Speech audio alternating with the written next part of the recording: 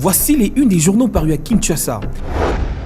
Roger Lumbala, qualifié d'aventurier baroudeur par le Soft qui titre dans sa une « Lumbala, fin de course ». Le baromètre également reprend l'affaire tout en notant qu'il a échappé de justesse à la gueule du lion et s'exclame en manchette « Lumbala depuis hier à Paris ». Africa News pour sa part reprend la liste des 80 télé et radios menacées de fermeture. C'est tout pour les unes et maintenant la revue de presse.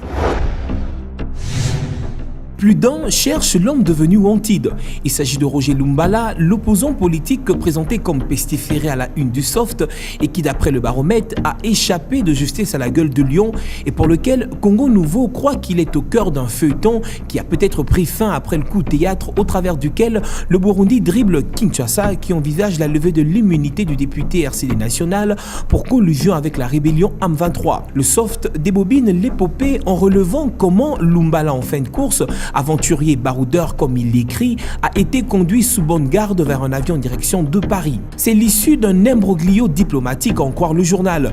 Le député recherché serait le cheval de Troie du Rwanda, à relire Africa News, dont le papier très renseignant trouve répondant dans les colonnes du Soft. Pleine page, le papier livre une foultitude d'indications. Qu'est-ce qui ne passe pas? En bref, c'est un faisceau de renseignements comme l'établit le fouineur d'Africa News lui-même. Tournant Roger Lumbala depuis hier à Paris. Information reprise par Congo Nouveau. Le Phare, pour ce qui le concerne, ouvre la semaine en pensant que l'envoi d'experts militaires de renseignement à Goma induit des prolongations suspectes. D'où la question de savoir quelles sont les informations qui font défaut pour requérir une énième évaluation. Autre question du journal Le Phare, que sont devenus les rapports de l'ONU ? Il faut briser le tabou qui entoure la guerre de l'Est, lit-on dans le potentiel. Le Parlement s'est invité dans le débat, lit-on dans les colonnes du journal. Le vice-premier ministre et le ministre de la Défense sont annoncés pour explication devant les députés.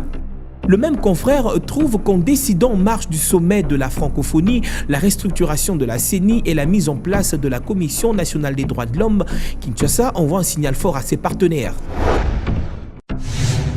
Autre question avant de terminer, c'est celle de savoir combien de télé et radios continueront à livrer leur revue de presse.